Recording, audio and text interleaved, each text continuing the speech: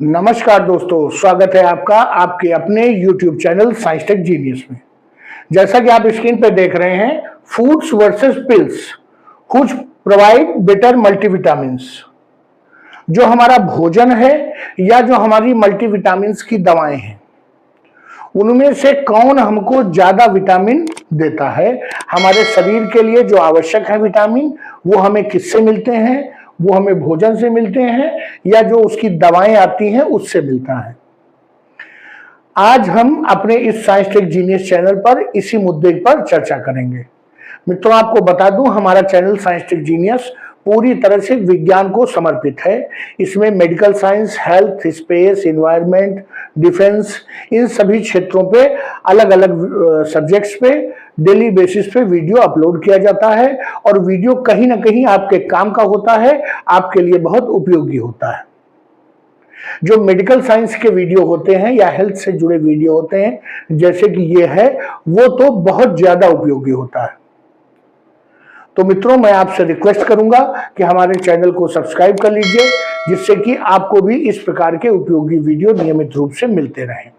हमारी दूसरी रिक्वेस्ट है आपसे कि अगर आप इस सब्जेक्ट में इंटरेस्टेड हैं तो कुछ देर वीडियो को बंद मत करिएगा, कुछ देर हमारे साथ बने रहिएगा। आपने टीवी पर बहुत से विज्ञापन देखे होंगे मल्टीविटामिन्स के। सोशल मीडिया पर भी बहुत सारे विज्ञापन इस तरह के आते रहते हैं, जिसमें से सबसे प्रमुख है रिवाइटल। उसमें ओमेगा है, उसमें पता नहीं कौन सा सिंजिंग है, इस तरह की बातें उसमें होती रहती हैं। बताते हैं एंटी एजिंग के लिए है, आपको जवान बनाता है, ये सारी बातें उसमें कही जाती हैं।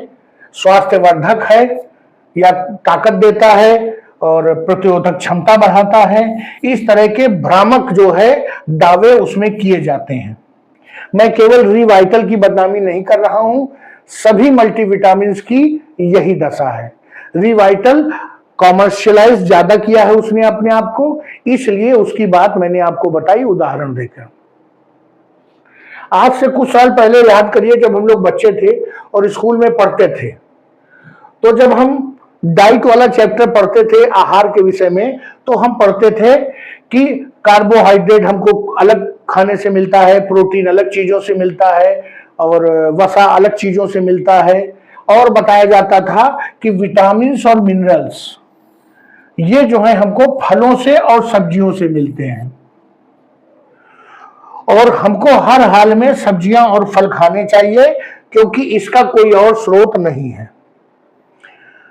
लेकिन समय के साथ और कुछ आवश्यकता भी कह लीजिए, हमारी जो भोजन या आहार की आदतें हैं वो बदल गई हैं और दिन ब दिन बदलती ही जा रही हैं। पहले हम जो भारतीय फास्ट फूड था, चाट, टिक्की, बतासा, डोसा, उस पर आए, फिर चाइनीज पर आ गए और लगातार अब हम और भी आगे जो है, फिर इटालियन आ गया, बर्गर, पिज्जा। तो ये सब हमारे जीवन में जो फास्ट फूड है वो धीरे धीरे अलग अलग कुजीन के नाम पे इंटर करता जा रहा है और हम उस फास्ट फूड के लगभग आदी हो चुके हैं। क्यों हो गए? क्योंकि इनका बहुत अच्छा स्वाद होता है, इसमें कोई दो राय नहीं, और सामान्यतया ये सब चीजें बाजार से पकी पकाई खरीद के घर लाई जाती हैं, इसलिए इनको पकाना नहीं पड़ता है, तो घर की महिलाएं भी बड़ी खुश रहती हैं।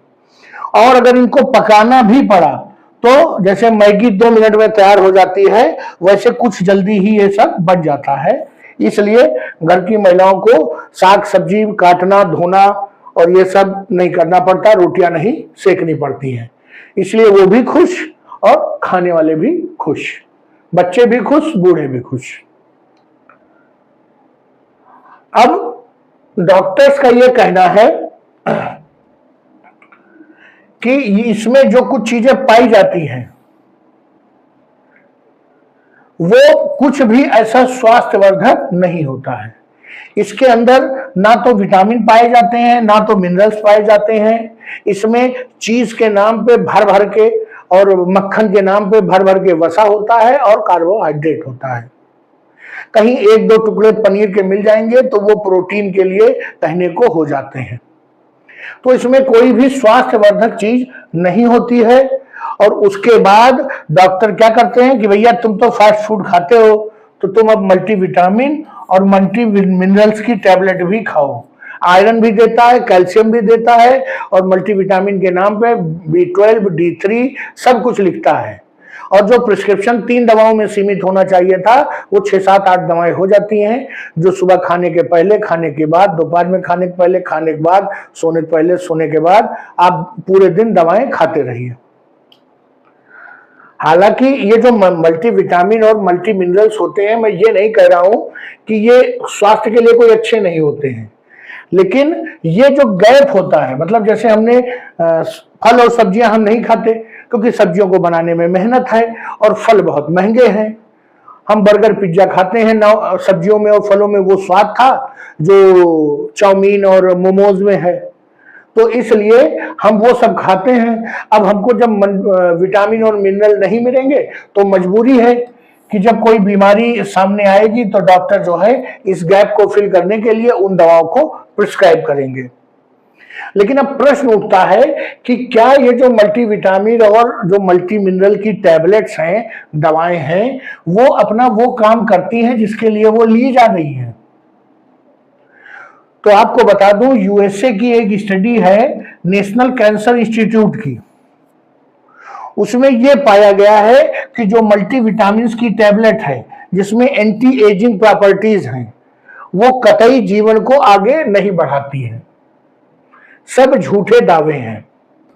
यहां तक कि अगर उनको नियमित रूप से खाया जाए तो वो मृत्यु का समय और नजदीक कर देती हैं, वो कहीं ना कहीं स्वास्थ्य पर बुरा प्रभाव डालती हैं।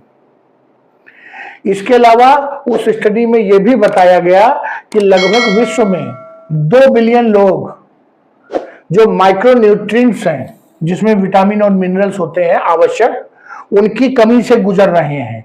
Iron, vitamin D3, calcium, vitamin B12, ये सब चीजें लोगों में कमी पाई जाती है। अब मजबूरी है डॉक्टर एक दिन में या 2 दिन में वो आपके अंदर ये सारे माइक्रोन्यूट्रिएंट्स पूरे नहीं कर पाएंगे। और अगर वो कहेंगे कि शरीर में नारियल का तेल लगा के धूप में बैठिए तो विटामिन D3 मिलेगा, तो ना आप उसे करेंगे ना आपके पास करने का समय है।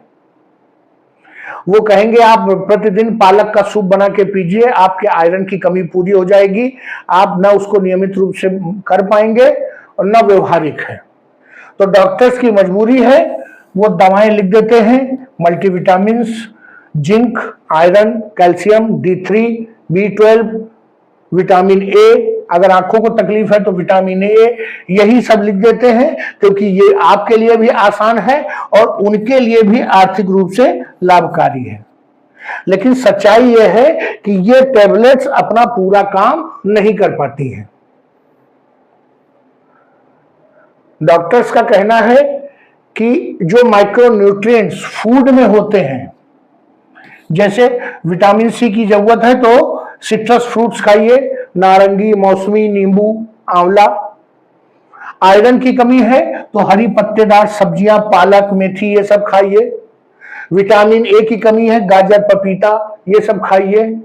ये स्वास्थ्य के लिए ज्यादा फायदेमंद है अगर उनकी तुलना हम दवाई की टैबलेट से करें।